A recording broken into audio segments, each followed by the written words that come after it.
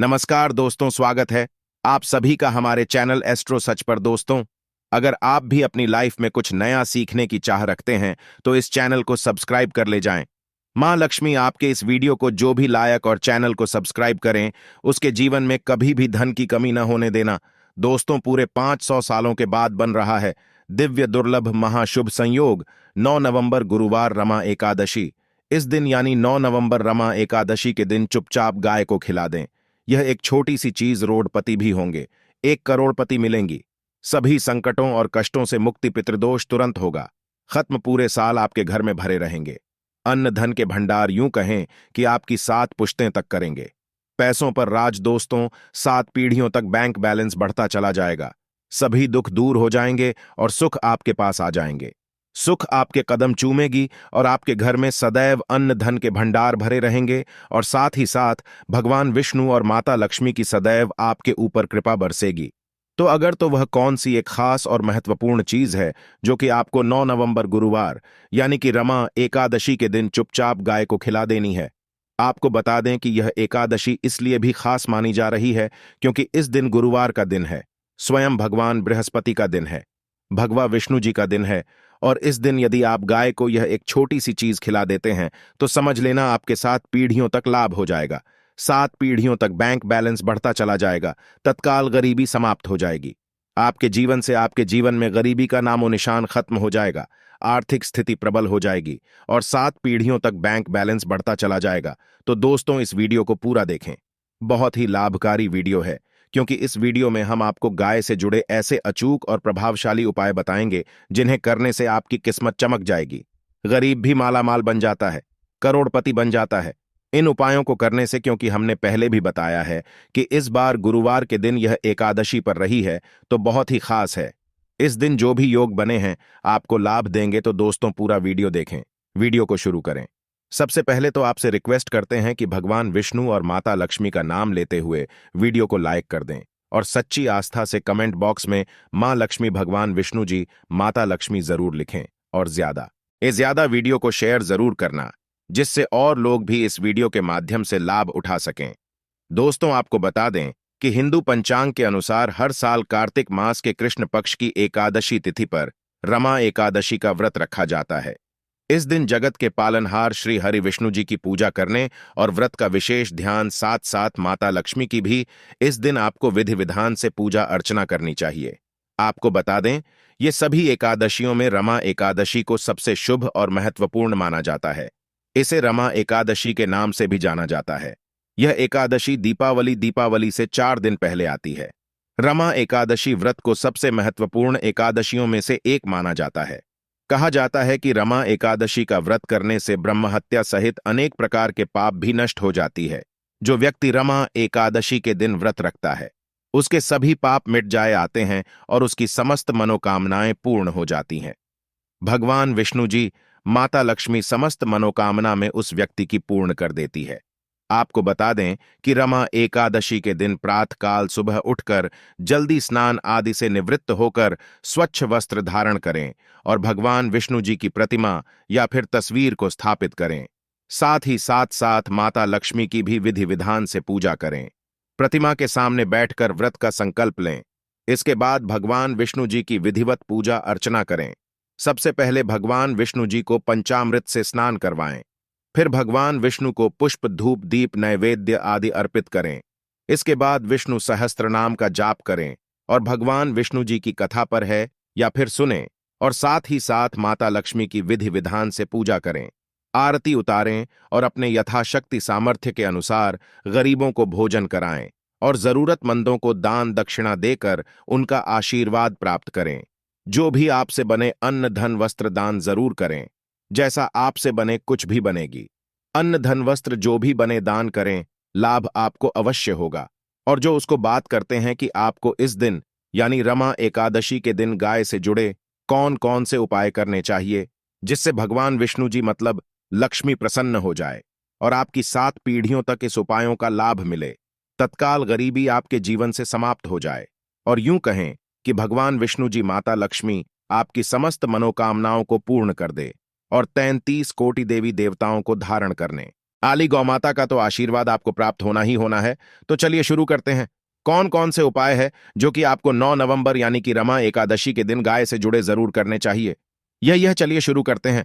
दोस्तों, सनातन परंपरा में गाय गंगा और गायत्री का बहुत ज्यादा धार्मिक महत्व है। मान्यता है कि गौ माता के शरीर पर 33 कोटि देवी देवताओं का वास होता है।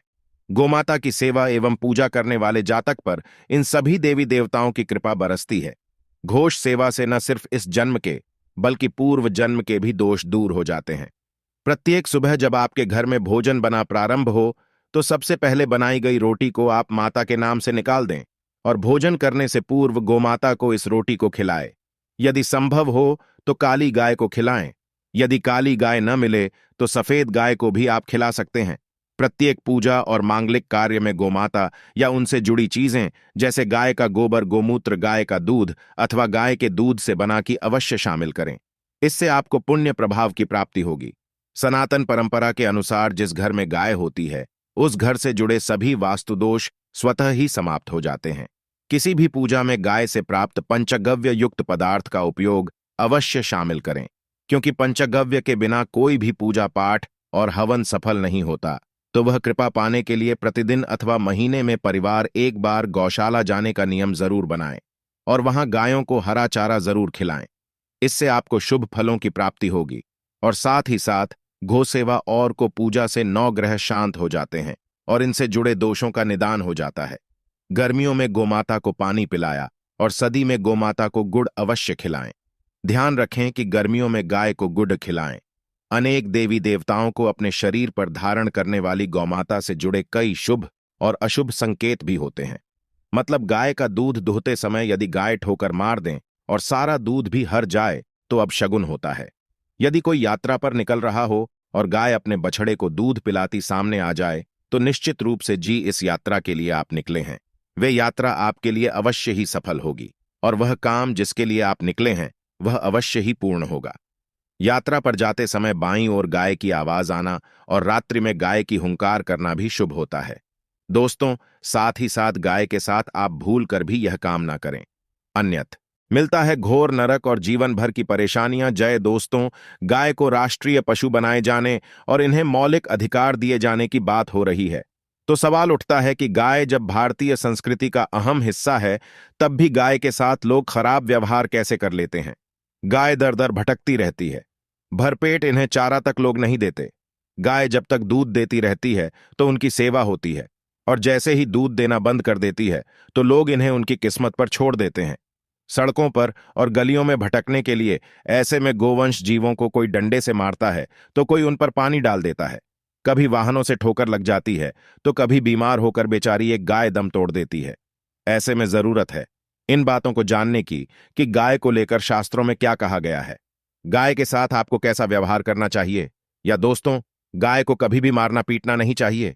शास्त्रों में गाय को माता का दर्जा दिया गया है। गाय को मारने पीटने वाला माता को मारने पीटने वाले के समान पाप का भागी माना जाता है। ऐसे घरों को नरक लोक में वर्षों तक कष्ट भोगना पड़ता है। अगले जन्म में पशु योनि में मिलता है।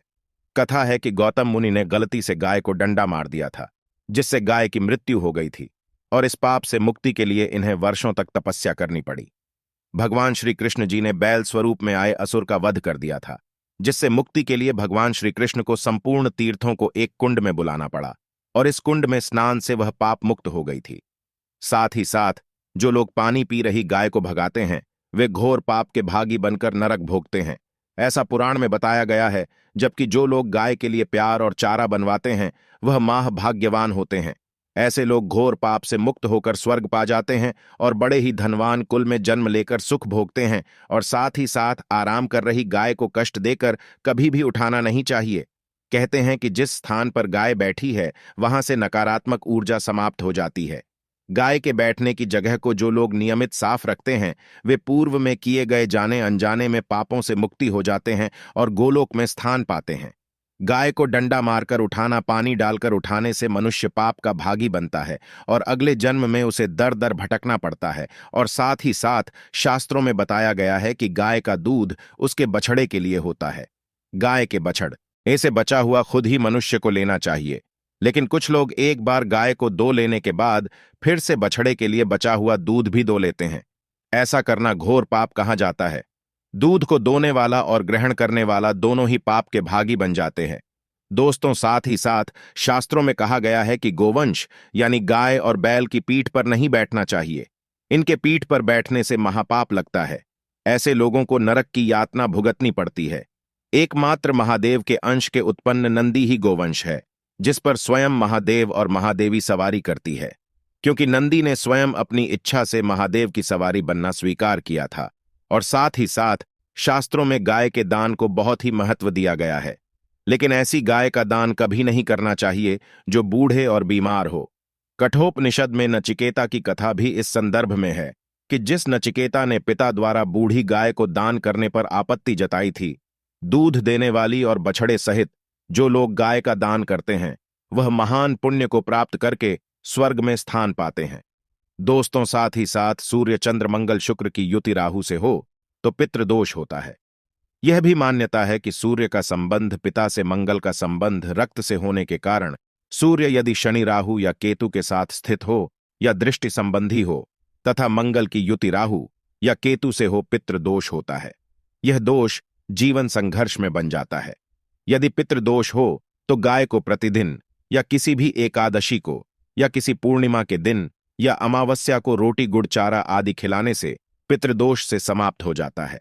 साथ ही साथ देसी गाय की पीठ पर जो कूबड़ होता है वह बृहस्पति गुरु है।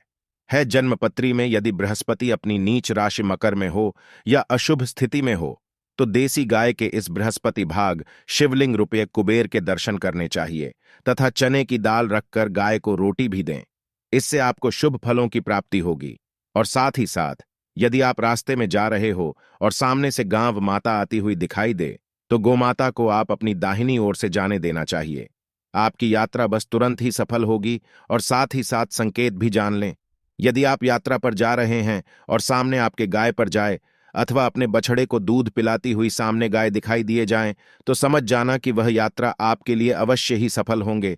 और साथ ही साथ जिस घर में गाय होती है उसमें वास्तु दोष स्वतः ही समाप्त हो जाता है। और साथ ही साथ आपको बता दें कि गाय को आप जो भी रोटी बनाएं प्रतिदिन रोटी ही बनाएं। गाय को अगर आपने रोटी बनाई है तो कोशिश करें कि उस रोटी को आप तुरंत ही गाय को दे दें। अगर आप उस रोटी को रख देंगे और उस रोटी को अगले दिन देंगे तो वह रोटी बासी मानी जाएगी। गाय को कभी भी बासी रोटी न दें, इससे घर में नकारात्मक ऊर्जा वास करती है और जो भी कार्य आपके बनने वाले होंगे वह कार्य भी आपके बिल्कुल भी नहीं बनेंगे।